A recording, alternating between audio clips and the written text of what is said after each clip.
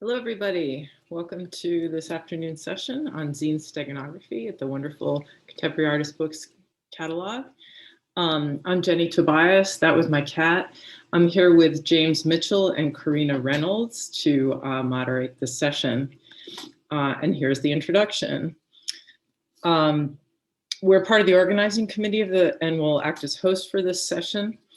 The conference has been held since the great year of 2008, and this year it's excellent, wonderfully organized by the Center for Book Arts as part of the Printed Matter Virtual Art Book Fair experiment that it is. We'd like to thank the Andy Warhol Foundation for the Visual Arts for their generous support of Center for Book Arts and its criticism initiative in making this conference possible. Also, thanks to our other conference sponsors, the Brooklyn Rail, Sorted Library, and Small Editions. Your support really matters. The Center for Book Arts and the usual in-person space of the Contemporary Artist Books Conference take place on the unceded land of the Munsee Lenape people. I ask you to join me in acknowledging and uplifting the Munsee Lenape community, their elders, both past and present, as well as future generations and the lands in which you are tuning in from. As you probably know, there are 10 sessions overall between Friday and Sunday, exploring a wonderful variety of all the amazing things going on in contemporary artist books right now. And there should be a link to the overall conference program in the chat window. If not, there will be shortly. And there are some convenings and other events that will take place, and those will also be posted on the website. In addition to these Zoom meetings, sessions are being streamed live on the Contemporary Artist Books Conference Printed Matter Virtual Art Book Fair page, and they're being recorded. They'll be posted on the page after the conference. If you have questions, and we'd love questions, please add them to the chat, and we'll shepherd them into being as appropriate. We'll be asking them on your behalf. We'll be muted. You will be muted, and we ask that you keep your cameras off during the session and allow the recording to focus on the speakers. We'll be posting relevant links in the chat as they come up.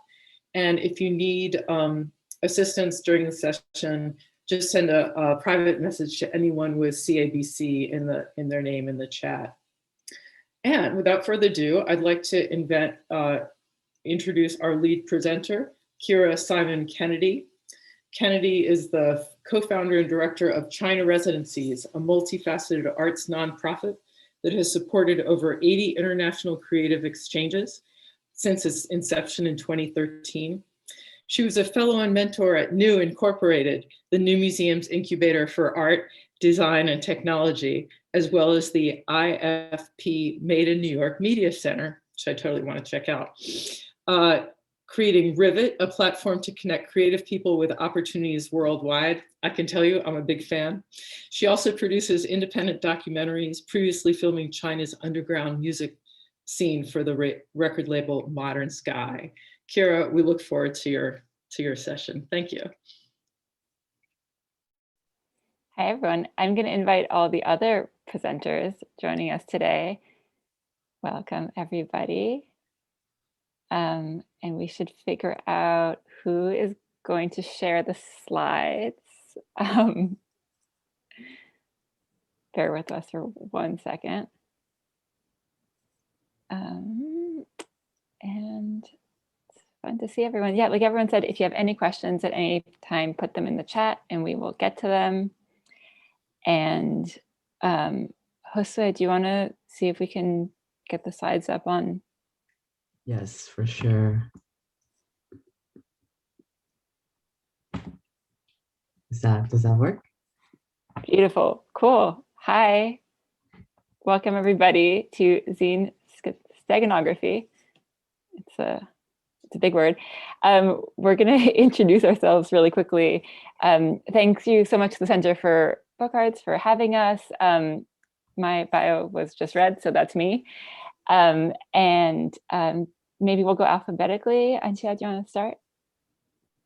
Sure, everybody. Thank you so much, Kira, and thank you to Center for Book Arts for inviting us for this conversation. My name is Mina. I'm an artist, author, and technologist. Most recently wrote the book Memes to Movements about the intersection of memes and politics. And working on a new book called the Hanmoji Handbook, which is a book about learning Chinese through emoji, and serve on the board for China residencies, where Kira and Josue and Mikail work, and also work at Midan, where I work in technology and work around verification and fact checking. So thank you so much, everyone. Looking forward to this conversation. Hi, and I'm Bidi Choudhury. Thank you so much for having me. I'm a writer, a musician, and the managing editor of Triple Canopy, a nonprofit and arts and literary magazine. And I'm based in New York. My name is Josue. I'm currently a grad student in the Hispanic Studies PhD program at the University of Pennsylvania. And before that, I was working in development with China residencies. And yeah, that's all I have. Hi everyone, I'm Mikail. I'm an artist and curator from DC originally. And I co-curated Meme Tactics with these beautiful people you see here. And I'm super excited to share this information with you. Cool. Hi. That's us. Great. So quickly to just let everyone know, if you're not familiar already with zines, it comes from magazine. It's a more informal DIY, do-it-yourself kind of publication. Typically, zines are printed on paper, but they can really come in any kind of form. And so we're going to kind of talk about that, but specifically with relation to steganography. So steganography, this is a fun word. It trips some people up, but it simply means hidden in plain sight. So anything that is a message concealed within another message or in an object or something where whoever you don't want to know this message, they look and they don't see this message at all. So this can be things like invisible ink, or we'll get into more examples later, but anything that is hidden from people you don't want to know the meaning. It's not the dinosaur. Yeah, not the dinosaur for sure. And these are some like classic steganographic tactics. So we have something like Morse code on your left hand, and then like using different languages. So as you can see on this picture to the right, where you have like orange juice in English, it's like $5, but if you understand Spanish, it would only be $4. So that's like, for the purposes of this talk, we do want to emphasize that we're talking about zines and steganography, not only in like a formal art context, but in like larger society as well. And we're talking about these as tactics that both artists and everyday people engage in. And so if you are really looking into diving deep into different steganographic tactics, we really recommend Amy Suowu's book, A Cookbook of Invisible Writing, which was published by Onomatopoeia. And Amy in this book really goes through both the history of all kinds of tactics, but has actual recipes if you want to make your own invisible ink, and has a lot of how-tos. So we highly recommend checking out that one.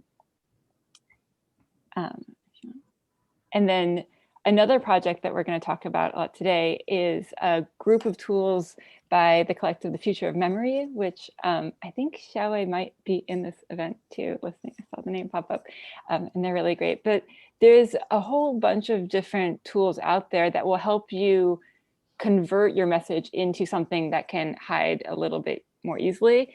Our favorite one is obviously the emoji one. And this is just like another example that's a little bit more satirical, and also generationally relevant. And in both of these, you're seeing examples of purposeful misinterpretation. We're talking about politics, we're talking about the police, we're talking about a few different things here.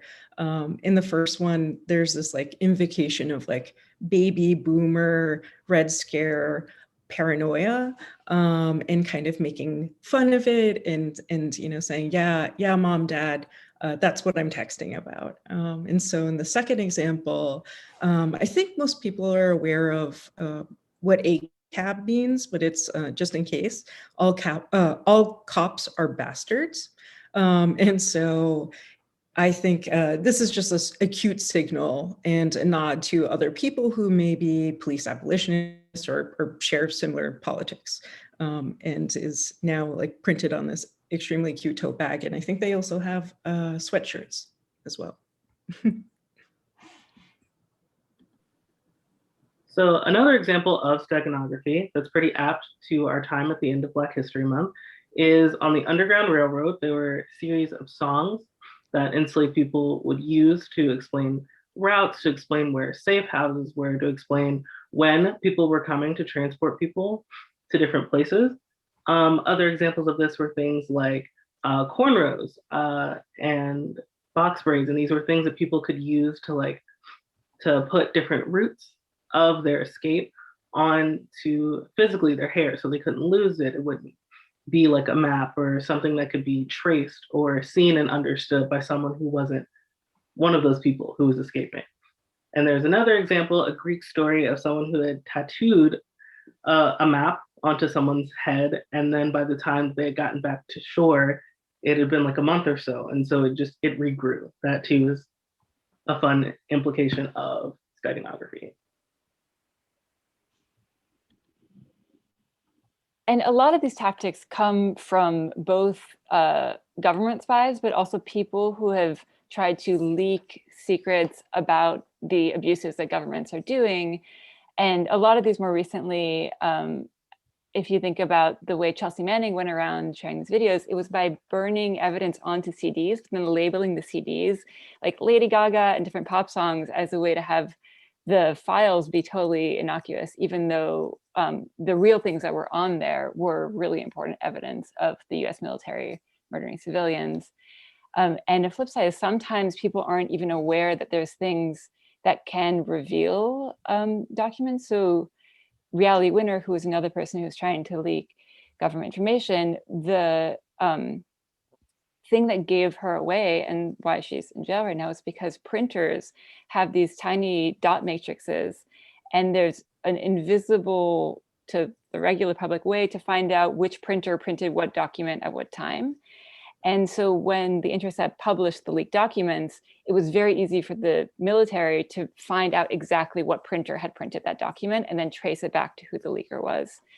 And another sort of intelligence, counterintelligence story that I find so fascinating is there was a woman named Velvet Lee Dickinson who was passing on information around where US warships were to the Japanese, but she had a doll shop. And so the way she was sending the information was she was ordering antique dolls, but the order numbers and the number of dolls and the types of dolls were the latitudes and longitudes of where the boats were.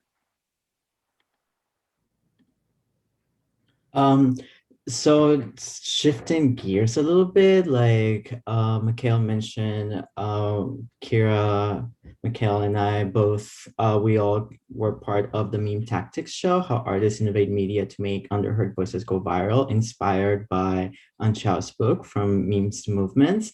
And the general idea was that Meme Tactics is, there's so many clever ways, as we have been showing you so far, to getting messages across, even when faced with massive opposition. So these are art projects that we gathered together because they seem to work like memes insofar as they're clever, they're easy to make, they can be endlessly remixed.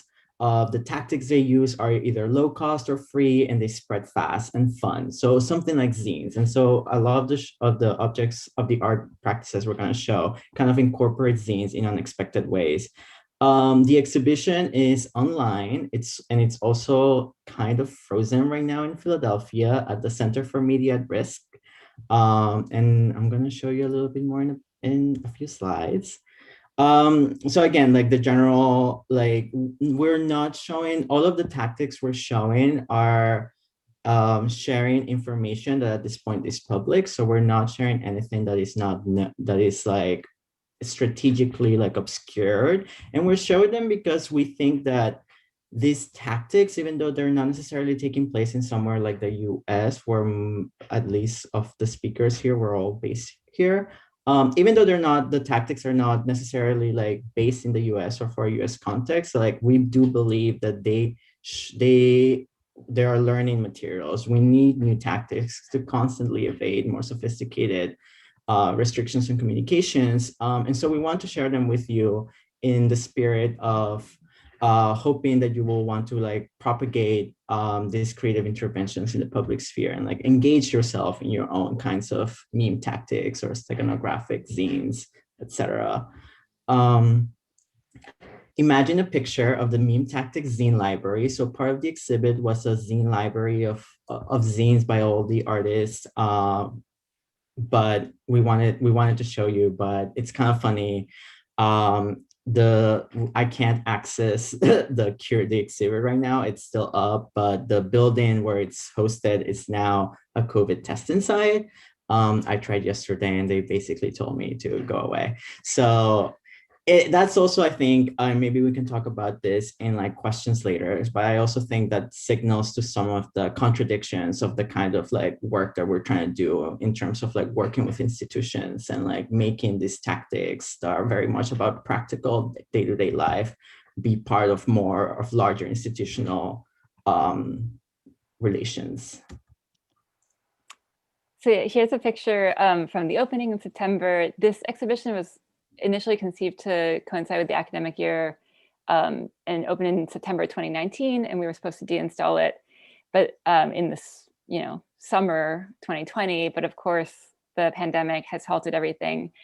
So not only have we not had time to get good documentation of the exhibition, we don't really know what's going to happen to it yet, and when we'll be able to get back in the building. But imagine you're in this space, and on the wall in the center is a series of zines from the Doubleedged Panther archives. And in the very back by the window, there's a beautiful bookshelf built by the artist Heidi Ratananovich. And it has a lot of zines. And the whole idea is that people can spend as much time as they want really looking through these. And we were hoping to host workshops where people could make their own and really kind of build on all of this. But right now, just imagine. So just a note on digital safety. I think one thing that I think this past year has really taught us is we're now going fully online. So much of our lives and this conference included is we're just doing things online. And I think one thing that the exhibition highlights and also is worth highlighting in this conversation is the notion of digital safety. I think this idea of steganography is much more complicated in an era of machine learning, of pervasive surveillance capitalism, of the fact of digitization of so much of what we do: social life, private life, work life, and so much of what we're doing is also being observed, whether actively or passively, and being archived. And so I think a lot of what this exhibition highlights is what does it mean to be safe online, to practice steganography in a context where so much of what we're doing is online. And it's also a good reminder for us. This session is recorded, it's live. We are on Zoom, many friends and friends of friends and friends of those friends, and 6 degrees farther away could be paying attention and watching. And so so we're leaving out some excellent examples of zine steganography for the sake of safety, but happy to always talk offline about that. So we think of this as a public conversation. And another really important note is that these tactics, the more they're publicized, and even when they're not, anybody can use them, which is both amazing and wonderful and democratic and terrifying if you really think about it. And so one of the examples that was also shared by Amy Sowu was someone who was detained by the Nazis during World War II managed to stitch in Morse code around the border, the most inner border, it's kind of hard to see, says "fuck Hitler," which is great. And it was a way to really sort of pass on a very coded message and a way of, you know, stitching resentment while in prison. But also, and we're obviously not going to give more airtime to these, but there has been a giant rise in alt-right and neo-Nazi activities, and a lot of there's a lot of the same codes and ways of disseminating messages that get used for hate and horrendous things online too. So although we're really interested in showing examples of people, you know, punching up and using these to create a much more equitable and just world, know that there is nothing stopping other people from doing the same thing in the reverse direction, and that that's also something that's happening. But we hope that also making these tactics more known helps everybody be on the lookout. And so when people are talking about dog whistles or they're talking about things like that, it's a lot of these same tactics in action. And so, yeah, so we really want to dedicate this whole talk and even just the knowledge of the word steganography to Amy Swowu, who's a really fantastic artist that we got to know because Amy reached out to the nonprofit we work at, China Residencies, maybe 5 or 6 years ago. And Amy's was born in Australia to a Chinese family and was really interested in how the concept of feminism as she was growing up was branded as a Western idea that really had no place in Chinese culture. But then she stumbled upon the texts of someone named He Yinzhen, who was a radical anarchist feminist writer who wrote manifestos in exile in the early 1900s. And her texts are so phenomenal and is still so relevant today. And He Yinzhen really understood the link between not just gender and power, but really understood how all of this is connected to financial systems and to how all of society is structured. And so Amy really wanted to find ways to get these original texts much more just disseminated. And so Amy was really interested in doing an artist residency in China, and we helped her find a space where she could go and really dive into this research more. And one of the first iterations of this project, if we can go to the next one, is a project called Thunderclap, which was inspired by the fact that all over the streets in Beijing, Amy was seeing this knockoff fashion that was kind of like knockoff Off-White, or all these t-shirts that had kind of nonsense English as a purely fashion statement. It was just, you know, this signifies that I'm cool and international, but maybe the person wearing it doesn't speak English. So as long as it vaguely looked like English, that was great. And if it vaguely looked like a very expensive streetwear brand, even better. So Amy came up with this idea of taking quotes from He Yinzhen's manifestos and making them just look really stylish so that no one would really think twice to read them. But if you go to the next one, you can read on these patches, it is a quote that is still so true today.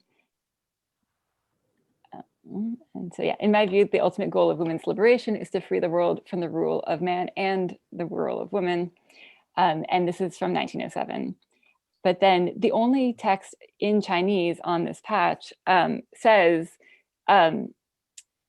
invites people to scan the QR code, which if they did would download the original text in Chinese onto people's phones directly. And this is really key because at the time and still today, conversations around feminism online in China are not particularly encouraged. In fact, a lot of them are actively discouraged. And this way was kind of like, if you were to read the patch closely or just get intrigued by the QR code, you would end up with the full article. And there's an even more discreet version of this in the next slide. That's, I don't know if you can really tell, but it's like the same kind of fabric that the labels of sweatshirts and clothes are printed on.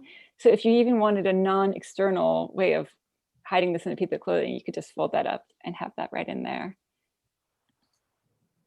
And then, so here's, you can kind of see if you pull up your phone, and QR codes are actually used in China. They're not like a joke. They're a very useful piece of technology. And so if you scan it, then the thing comes up on your phone, so you can see the scans of the original articles over there. And this is another art project from the Meme Tactics show. It's by Elila Sinvergüenza, and it's called Cartas Mojadas. Elila is an amazing artist. This is a very incredible project that I've like think a lot about. So like bear with me as I try to like explain it in a digestible manner, because I just like think about it a lot. But this is a view of the show of the piece in New York, specifically at Cuchifrito's gallery, which we also had a version of the show in the fall of 2019, which feels like such a long time ago. But you can see in the main wall over here, the two suits that Elila and their collaborator used in a performance back in 2016 in Beijing. The performance consisted in Elila had interviewed and translated multiple letters from people who were affected by the construction of the Nicaragua, of a canal, of an interoceanic canal in Nicaragua. So Elila had gone to all the communities that were going to be affected by this construction, and they had written letters to the Chinese people expressing a variety of things. And I can show you over here. Here are some of the letters, both in English, in Spanish, and in Chinese. And what Elila did was that they took these letters and delivered them like a mailman to people in hutongs in Beijing. Specifically, they chose the hutongs because these are like traditional like living arrangements that were also in threat of being destroyed by the beautification project in Beijing. So Elila thought this would be a good way of connecting two communities that are being affected by similar processes of dispossession. So a little bit more of context on like what the canal is and like how it relates to China. Nicaragua has, as a nation, has dreamt of having an interoceanic canal similar to Panama since the late 19th century. This current attempt, this is like the latest attempt in a multiple series of attempts to build in this canal. And specifically this time, the Nicaraguan government sold the lands to a Beijing billionaire, Wang Jing, who also has like a telecommunications company. And they sold the land for 100 years. And that's the connection between the two countries. You can see, if you're more interested in like reading the letters, Elila created a whole website that has both the letters and like recordings of the people being affected. And you can even like, similar to Amy, you can scan the QR codes and like actually respond to the letters themselves. So here's the link if anyone is interested. And then these two pictures over here were taken specifically for the Meme Tactics exhibit. And Elila decided to take them at the only location that has had any construction of the canal ever since people were displaced from their lands. So basically at this current moment, the construction of the canal hasn't happened, obviously, but the lands are still under military control and people are not able to go into them like as their towns. So Elila decided to take the same suits that they used for delivering the letters in Beijing and to create this beautiful photographs. And it's also important to think about the canal in relation to the 2018 uprisings and the protests against the government. And this is how I wanna go to the next slide. And so it's, oh, sorry, I thought that was gonna run. It scared me. Anyways, so it's important to think about how the threat of the canal, like the environmental toll it was gonna have, plus like the displacement of people, were some of the factors that contributed to a massive uprising against the government in 2018, an uprising that is also characterized by the use of like steganographic tactics. For example, you have, I want to show you this video first before like explaining, but this is back in 2018, April of 2018.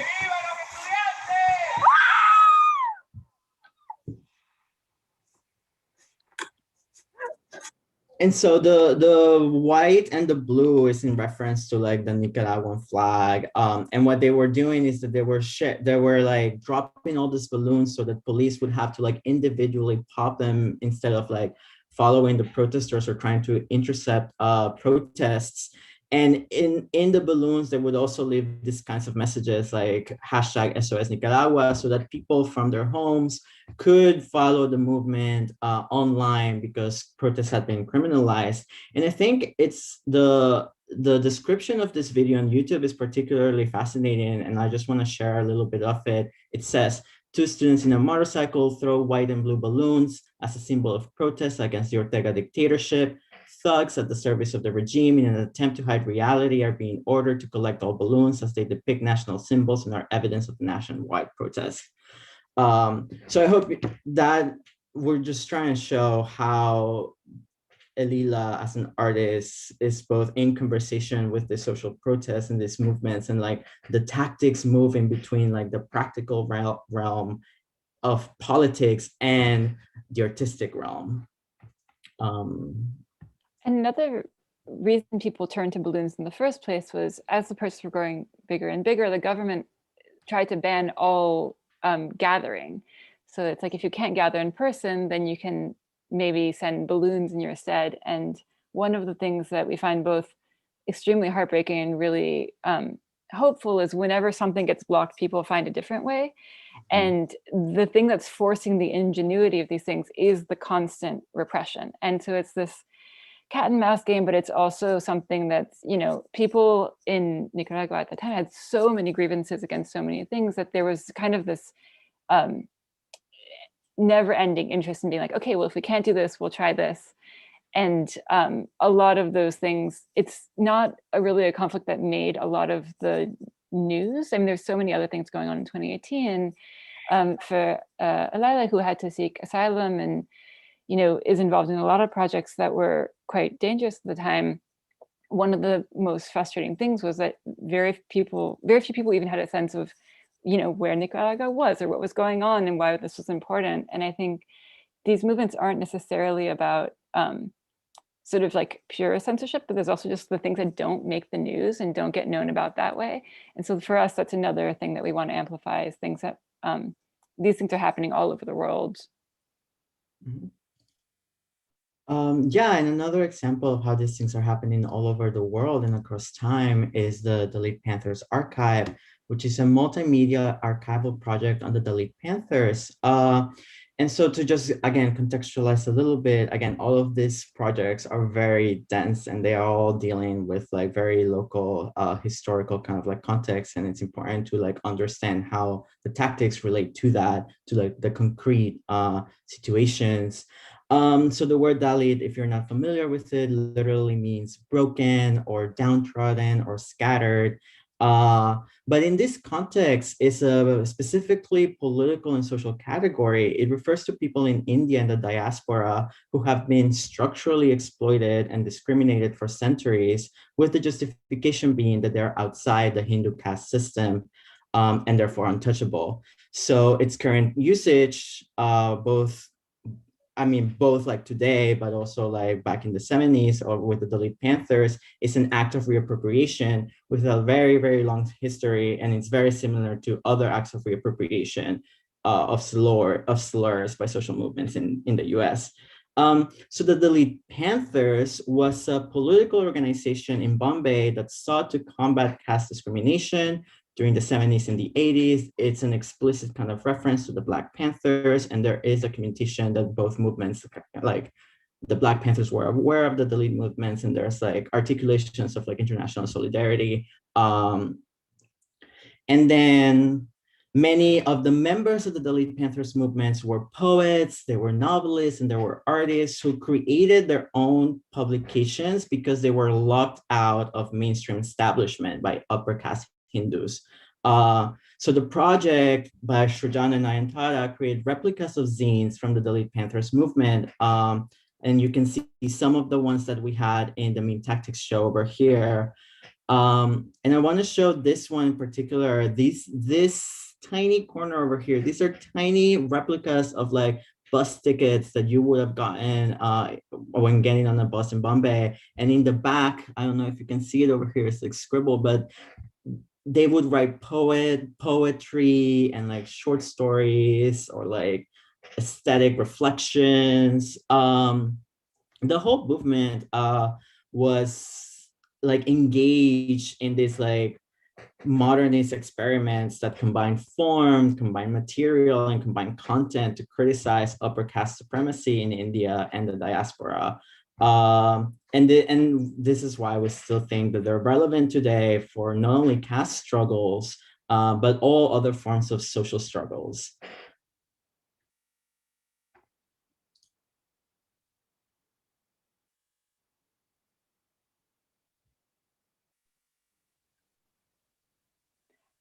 I'll hop in for this one, but and Xiao, you also know a whole lot about this one. And one of the most creative tools that happen really on a day-to-day basis is in mainland China right now, there's an enormous amount of automated censorship on social networks. And so there's certain words that you just can't type, certain characters, and yes, so the Taonima is very famous at this point. It's been decades of bring joy and alpacas around the internet. But the short story is that in Mandarin, and it's a great mug that was designed by Jason Lee that has a very cute one too. And yeah, okay, so to really walk it back, if you wanted to say something not very nice about someone's mother and some version of, yeah, you know, fuck your mom. You can't type that. That would, oh, it's so cute. It'll get automatically banned, but you could use a slightly different character that sounds a little bit like Tao, which could mean grass. And instead of you, there's mud, similar sounding word. And mother and horse are very closely, they're just slightly different tones. And so, you know, you could just type grass, mud, horse. And the little crab, the river crab, sounds a lot like the word harmonize. And harmonize itself became a euphemism for censorship and things getting deleted because the government wanted to promote a harmonious society. And so if you're like, oh, there goes my post, it's gone. I wrote it yesterday, but now it's not there anymore. You would say, oh no, it's been harmonized.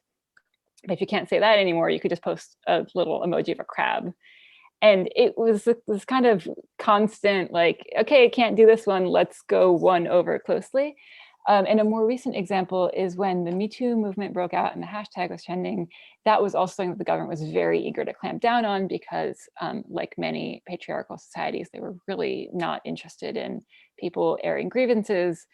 And so instead of being able to say the English Me Too, you could use the characters or the emoji for rice and bunny, which sounded quite similar.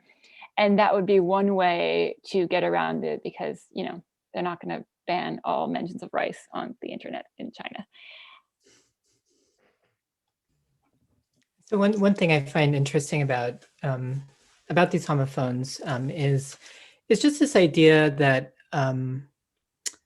you know, and this is a project by Xiao Wang, a Chinese homophone search, which allows you to type in words like 自由, which means freedom, and or harmony or other words, right? And to see kind of homophones, so that the Chinese language itself is really structurally encouraging of puns and wordplay, that even in non-political contexts, there's just a lot of punning going on. And my own kind of studies of Chinese really honed in, but you know, before looking at internet culture, was looking at poetry and ancient poetry.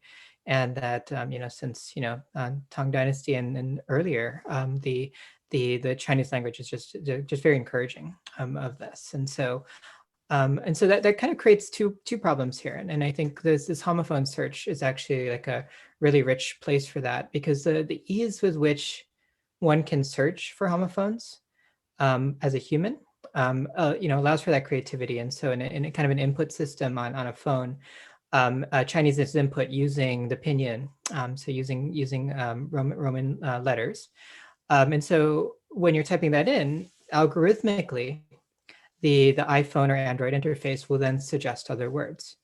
And what that suggests is that algorithms and AI can then understand if evasion is occurring, can see what related words are. And so there's just kind of this double-edged sword, is that input systems, these kind of tools in art projects like Chinese homophone search, reveal just how effective the algorithms are at finding these. But when we think about the history of the Chinese language and just the history of language in general, part of what makes this work and why AI is not the only kind of counter solution here is that AI is very good at determining content, but not context. And in Chinese language and certainly in many cultures, in these are high context languages or high context society, where one can say one thing but mean another, depending on the context. And that's where AI really starts to really be weak. And that's where human sensors could step in, but then even humans may not know exactly the context in which the things happen. So there's all kinds of interesting language games going on here. And it's a reminder that language itself is more complex than simply the words, but also it's really the situation and the relationship that really matter here.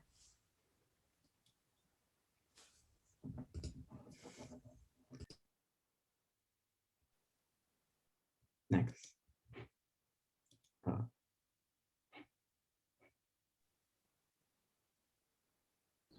Don't know if we can play the video. Perfect. Sounds pretty unbearable, but I haven't read the book. What? You don't have to have read a book to have an opinion on it. I haven't read the Bible either. What Jane Austen novels have you read? None. I don't read novels. I prefer good literary criticism. That way you get both the novelist's idea as well as the critic's thinking. With fiction, I can never forget that none of it ever really happened, but it's all just made up by the author. So that was a clip from the 1990 film Metropolitan by Whit Stillman. And I wanted to introduce that to sort of tie in, what is the relationship of steganography with book criticism, but taking a step back and thinking about, well, what is book criticism's role with respect to art and writing as a whole? In general, I feel like with art book criticism, we see it as a tool of legitimacy. It has the power to create or generate a narrative that could alter the intention of the artist or the writer. With the relationship of criticism to readers then depends on the value the reader ascribes to the criticism source. The reader could generate their own feeling about the work without really considering the original piece. And so just thinking about the ways in which this reinforces the power of criticism, the place that it occupies within a society, especially that's responding to cultural materials. So yeah, ultimately what that says is that the critic holds a lot of power. It also can influence the material value of a particular piece of work, but that doesn't necessarily mean it actually speaks to the sort of what we would call intrinsic value in a subjective way. And the next slide.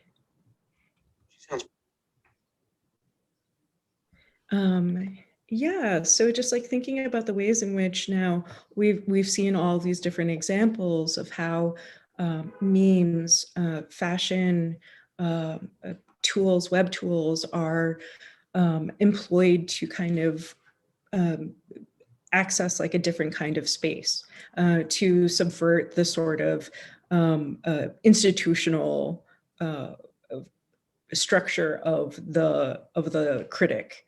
And yeah, so just thinking about the ways in which access and distribution, prestige is imbued.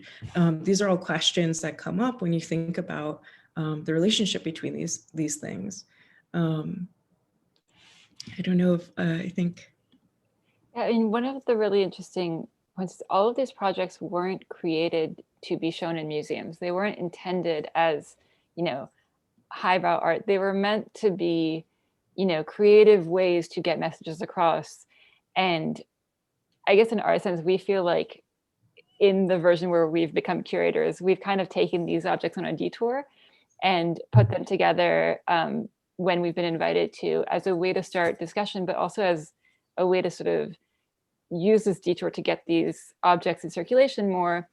And for example, with Amy's work, which is also Josue's background right now, every time we've had an exhibition of this, we've also had a workshop where we teach people how to sew. And Amy's, led different projects where, you teach people how to sew patches, which is obviously, it's like a long punk legacy of, putting your own messages where you want them, but really also just like, it's a very useful skill to know how to sew. And so that's something that's, these are really kind of a tool, like a way to get these messages across, but also how can we teach something useful and really just encourage people to learn skills and share them with each other. Thanks for having us. But the real question is like how, since as we've mentioned, all of these things are happening all the time, all over the world, how can we help these get further into the right hands? How can we encourage people to know kind of their own power and their own ability to do these kinds of things for what matters in their own community? Who's going to archive these and teach them and share them with us?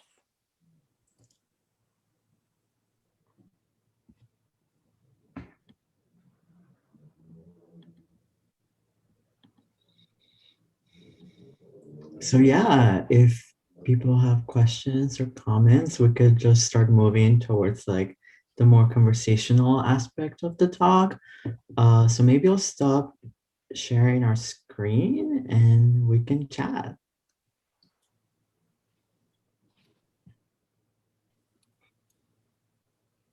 Okay, guys, I see some great questions in the chat. There is one which is coming over from the Printed Matter Book Fair chat. And they say, is there a worry that a woman wearing the feminism clothing could come under scrutiny by the Chinese government without realizing what they are doing? Or am I misunderstanding the clothing and how it is distributed?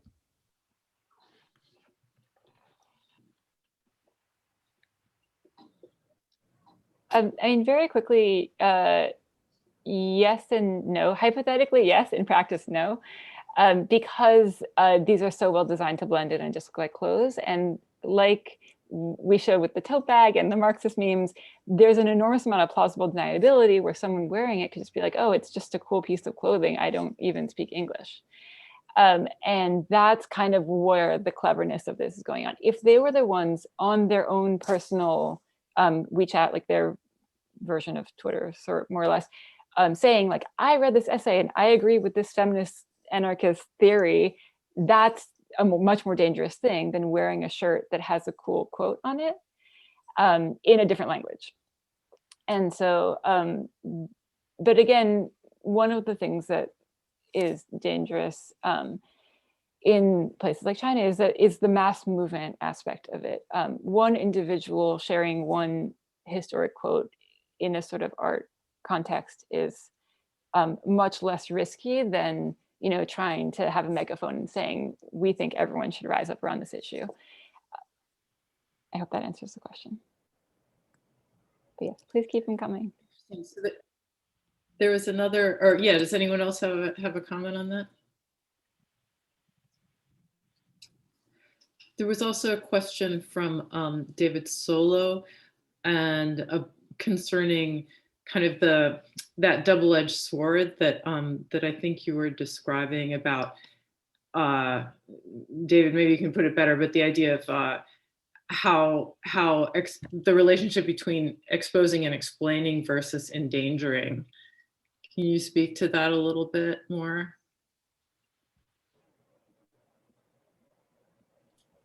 Yeah, I mean, as I mentioned very briefly during the presentation, none of the projects that we've talked about today, like none of the things that we talked about today are things that are still strategically like obscured for the sake of like social movements on the ground. There were some projects that we had in both the Cuchifritos iteration of the show and the Philadelphia iteration of the show that we consider it still like politically sensitive for these public forums, so they aren't being presented. So I guess in terms of like our own curatorial practices, I do think we are very carefully taking those considerations in mind. But the question is like, I think like how do you go from like the goodwill of curators like us to like a more systematic kind of like guidelines for those kinds of ethics? Mikail, did you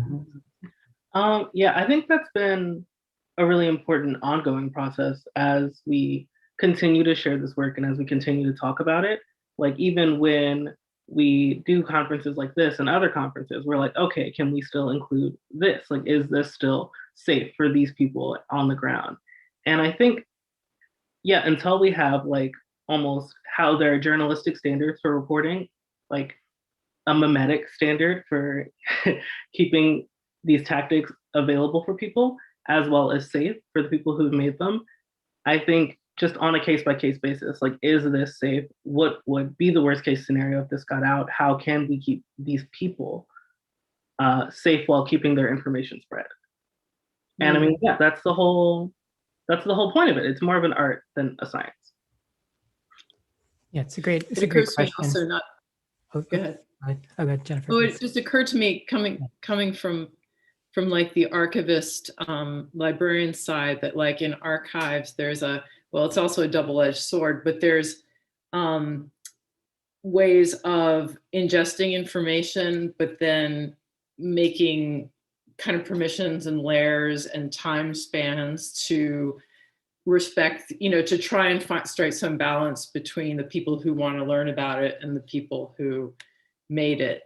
And I wonder if that might also, just especially just time, like just store it somewhere and wait till the war's over, and then we can all look at the Morse code, so.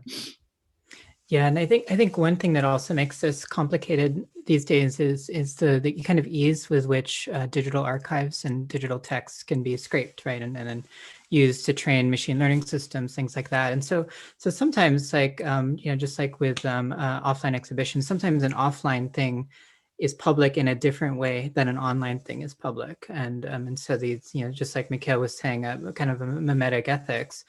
It in the context of digital, things can become public so quickly, and so there's a great care that has to be understood within this context. And I'll give an example, actually, kind of building from the grass mud horse. It's been written about very publicly in English language media since 2009, so quite a while now, so in some ways there's no secret there, right? It was exceedingly obvious what it means, and so. The idea that it was steganographic, kind of that ship sailed after a little while. And so what purpose did it serve? Like, in what way was it subversive? Those questions actually arose when I was kind of poking around Sina Weibo, which is kind of a Twitter-like service. And I saw the grass mud horse as one of the kind of emoji that one could select. I was like, what? There's like a little llama that I could click, and it said grass mud horse. And I was like, and so it was in some ways co-opted at that point, because its steganographic quality turned out to be its weakness, that it went from a subversive image about censorship to just F your mother. Like it could be co-opted in that way. That's unique, and that doesn't always happen. But it in so many ways, the contextualization, the kind of stories around these things, it needs to be understood in the context of power, in the context of co-optation and things like that. And so, yeah, these are all like great questions. And like what Mikail said, it's really an art more than a science, because you have to kind of feel the room and see where things are going. Another example of that is the epic saga of Pepe the Frog, which has had so many lives. And there's a documentary about it that came out recently, and the artist Fei Liu has a great zine that was then updated. And I think, like we're saying, anybody can use these, and there's many efforts by different groups to fight over what these things can mean. And, sometimes the artist loses the control and intent over their original creation. And every time we think that it's done evolving, there might be a new appearance of it. And yeah, I think that there's a lot to be said about efforts to use a symbol, especially to switch the meaning of a loaded symbol, can work, and they can backfire, and they can flip back and forth over time. And so, yeah, actually someone also just had mentioned Winnie the Pooh, which is also having its ups and downs and bans and unbans. And I think this is something that it's not an easy thing of like, take a symbol, make it something else. It's a very constantly evolving practice that can definitely backfire. For sure. I was wondering if we could return to Bidi's discussion of the role of book criticism and critics in relation to these practices. I was wondering if you just clarify a little bit more. Like, on the one hand, it was cool you were kind of bringing it back to like the creation of new works and, you know, artist book criticism. But I was just wondering if you could talk about that a little bit more. I think you were speaking beyond the issue of kind of exposing versus explaining, but I was just wondering if you could articulate that a little bit more.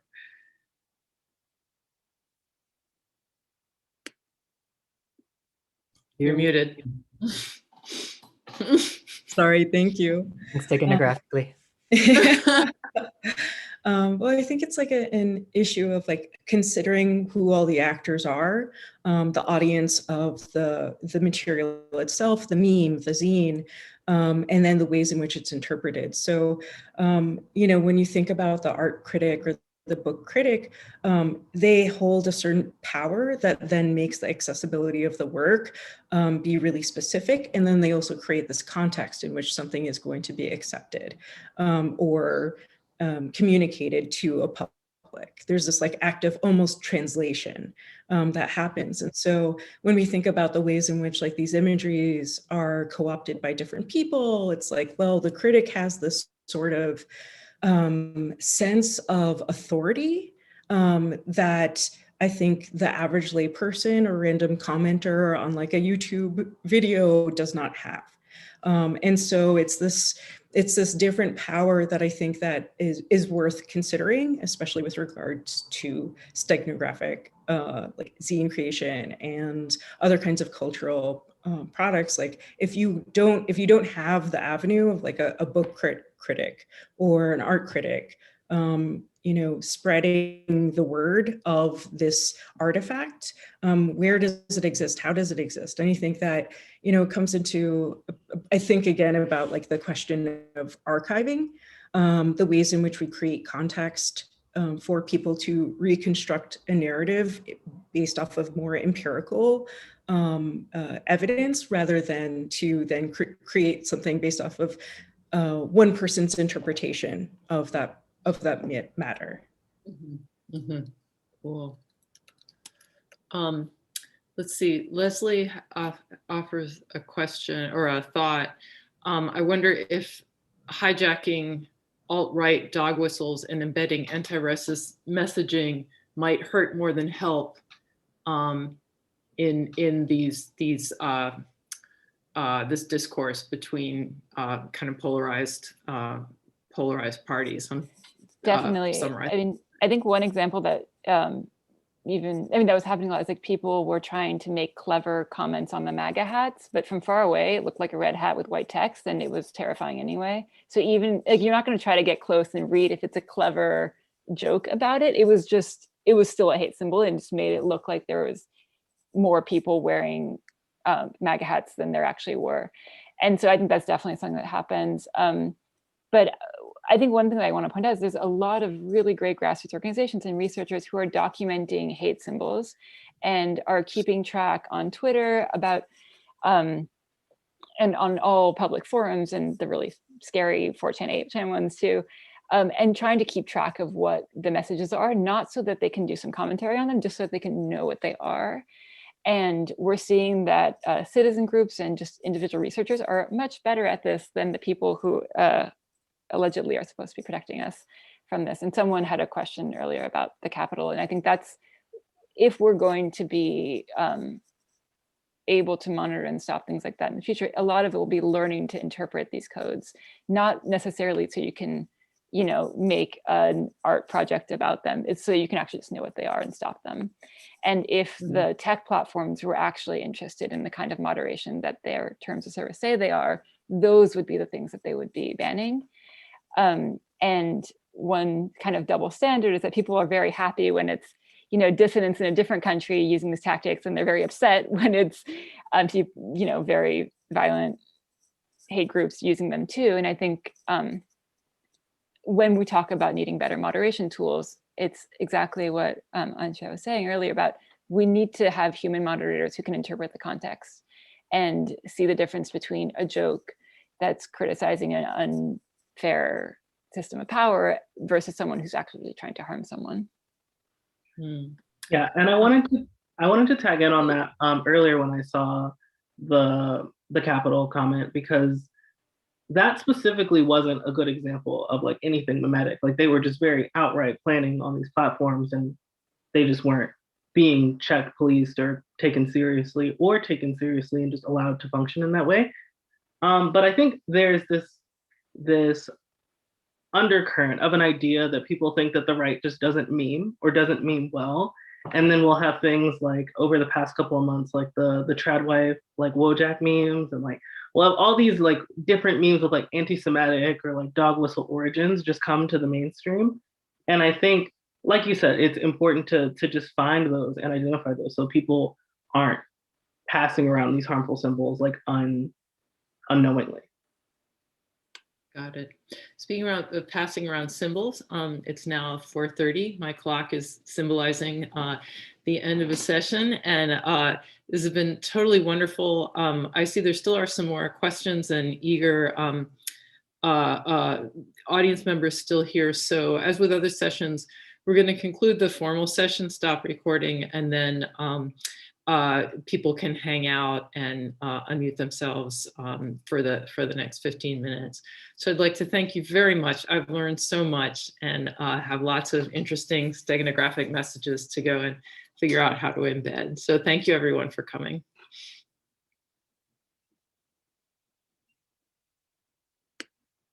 Thank you for having us. Yeah, thank you so much. Thank you, Jennifer and Karina. Thank you. Thank you all. And we are now off recording, so you guys can talk about whatever you want. But we do have another. We can't be steganographed. Within reason. Within reason. The Zoom, Yeah. watching still. Facebook is listening. There's an asterisk there. Yeah. Someone just raised their hand. That's me. I raised my hand. Oh, hi. I am Barb Pryor, she, her from Oberlin College. Hello. I'm focusing on the question that, can you not hear me? It's Can a you hear little me? choppy, so maybe type it or give it a shot, and if it doesn't work. Or you could come off video and just talk. That might help. Well, I typed it in the chat several times, but nobody picked up on it. And I even texted you, Jennifer, directly with my question. I've got it. Can you hear me now? It's here. So Barbara asks, given the anonymous nature of this work, we would need someone to translate or interpret hidden meanings. And you mentioned that it reminds me of Fluxus, which tried, which through its obscurity, self-conscious obscurity, tried to subvert the power of museums, critics, and galleries. And that now, and then you talk about how, inevitably the avant-garde and the alternative becomes institutionalized. Your question was sort of more about translating and interpreting. Can you articulate that more? How to archive this type of work, because the question was, who's going to archive this? And I think about this a lot in my role as a collector for an art library, that we have a huge mail art collection. So it's a similar sort of work. Yeah. But, archiving it is very hard because you're not part of the community that generated the work. So I don't think it's because critics are saying, that these published books from major industry publishers are good, and so therefore I'm going to buy them and I'm not going to get a zine. It's because when I get a zine, I have no context. I don't know who published it. I don't know the author. I don't even know why it was written. So it's almost impossible for me to collect it because my job is to curate the collection, to provide a context for these things. So I don't think it's a lack of interest or lack of goodwill or even over influence from critics. I think it's that the old structures provide context that independently generated works de facto don't. I'm sorry, I gotta break in on this one because I'm a librarian and an archivist, and I had a mail art collection and a zine collection in my previous library. Yeah. And then, we're looking at web archiving, which means doing things like archiving Twitter revolutions and stuff like that. So I would respectfully argue that we're always following the torpedo, like the reason that subject headings are always already changing is because our thoughts and our time and our consciousness is already changing. And, I'm a great believer in put it in a box, put it on a hard drive. And of course you're going to do it badly or wrong. But you got to hang on to it. It's got to be somewhere. And then the users, the future librarians, if there are any, keep interpreting, reinterpreting, reinventing, and hopefully it just kind of keeps going until the planet runs out of steam. That would be my philosophy. Is it doesn't matter if you can understand it. You do have to try and collect it. But sorry, and then I'll shut up. Is I would also say to makers that it's your job. Like Clive Philpott, who started the collection I used to work on, he's like, artist, put your name on it, date it, tell us the place of publication, work with us old school librarians, just a little bit. And, your artistic, of course, as you're saying, like, if it means you're going to get arrested, don't do that. But that, if you have the power of these tools, at least use it in a way that does help you to look at that long term in the slide that you showed earlier. And also, please put a date on it. Please put a date. Yes. Help the librarians. Mikail and I were talking about this earlier, though, that there's this supremacy of the written word that obviously scholars, we know it creates a giant nightmare for people later to be like, but who was it? Where was it? How was it?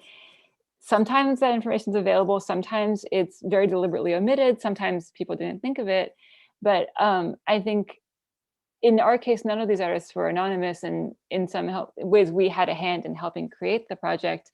But it's also something that when we were talking about consent and sharing things about people that are alive, we would never try to research something that we didn't know where it came from. And that's sort of like our backgrounds in this. But like we were saying, over time, there's been fascinating, and it's, people are now really trying to figure out some codes from hundreds of years ago. And in examples from the Underground Railroad, I've seen scholars being like, oh no, we don't have any written accounts. And it's like, of course you don't have written accounts. Like that is the nature of this. And it was so dangerous at the time. And some of the people involved were illiterate because they were kept from ever receiving education. And like those kinds of things is, the omission is something that it's not just a frustrating thing for the scholars to deal with, but it's also understanding why these tools weren't available at the time and why they were missing becomes part of the context. And there's nowadays, amazingly, so many things to triangulate. Like there's photographs, there's videos, there's music, there's architecture, like there's different things that we can look at that might help give the context, even if the original creators weren't able to make it. Now this isn't recorded. A lot of the things that we didn't include that we'd love to talk about is things from Hong Kong, which, obviously, I know Isabel Chung was yesterday here talking a little bit about it. And it's really hard to tell if someone talking about this now is going to get in trouble in 6 months.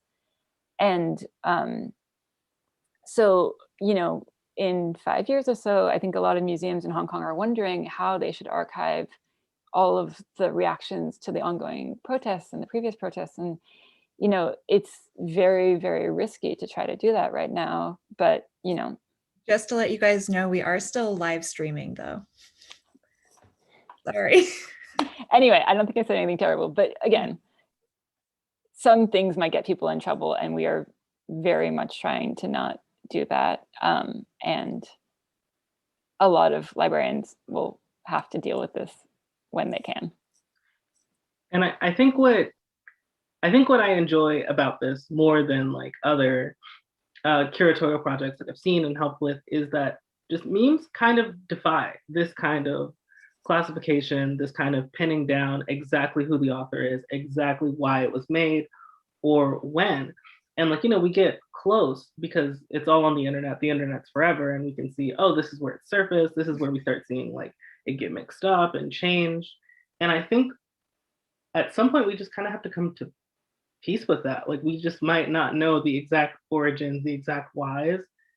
And what's more important is to track the impact and the cultural relevancy of those. I wrote a, let me find the link, but you always comment on this, that there's kind of the supremacy of the written word. Gets me thinking that a lot of digital culture research can actually, like, I feel like there's something to learn from like the traditions of oral history and oral history archiving.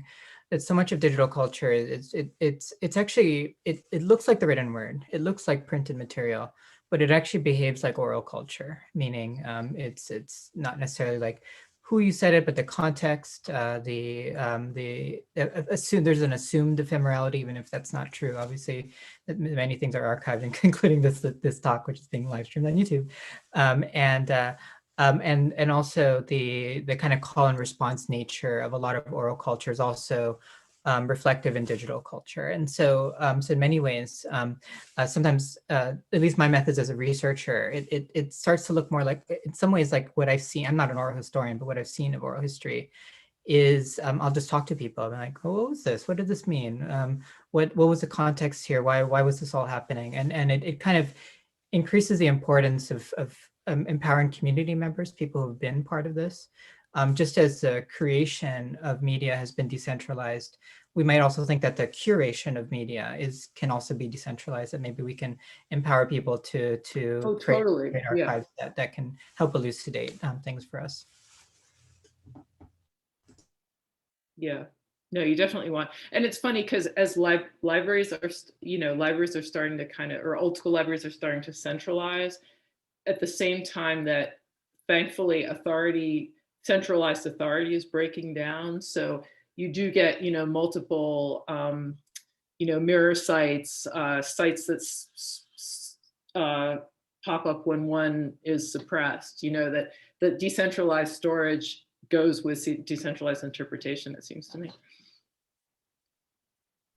Definitely. All right, sorry. It's 4:42, so last shot before we, I guess we have to end it at 4:45 and get ready for the big day's conclusion.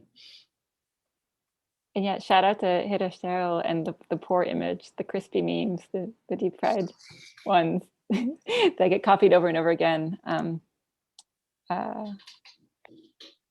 Yeah, but it seems like it strikes that balance. It's like when you're talking about that, like written versus oral, written versus image, like it's all bits, right? And so Sterile gets at that mutability, and like the thinness allows for the circulation and well, you guys know that, but still, I thought it was cool.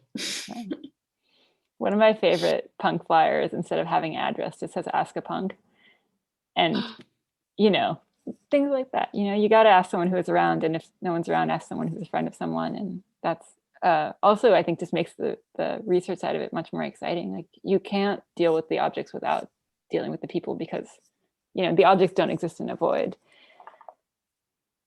Totally. Yeah, there's like that line between gatekeeping, but also retaining this sort of privacy and like, of like the radical act, the gathering, the everything.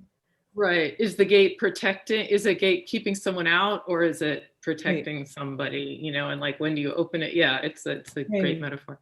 Well, there was like a Facebook, a lot of punks in New York a couple years ago were using Facebook for events. And at some point there was a very obvious cop who was messaging people to ask where the location of the shows were, but it was done in such a hilarious way that like anyone who was actually interested in that music knew that this was like, you know, someone who does not know anything about like the scene or anything, which is fine. You know, anyone from any background can come to those things, but it's like there are these different systems that are kind of complex in certain ways and intuitive in others. And I think that that's what all of this is about. It's like there are all these sort of liminal spaces in which understandings or interpretations of these artifacts can be interpreted. And you just think about whether you have access to them or not, it kind of depends on your relationship to that work. Totally. All right, it looks like at 4:45, it's been a wonderful relation to your work and to the work of many, many artists who I may or may never learn the names of or the dates of in their quest for, you know, expression and justice. Thank you so much for this session, and I hope everyone joins us for the big finale.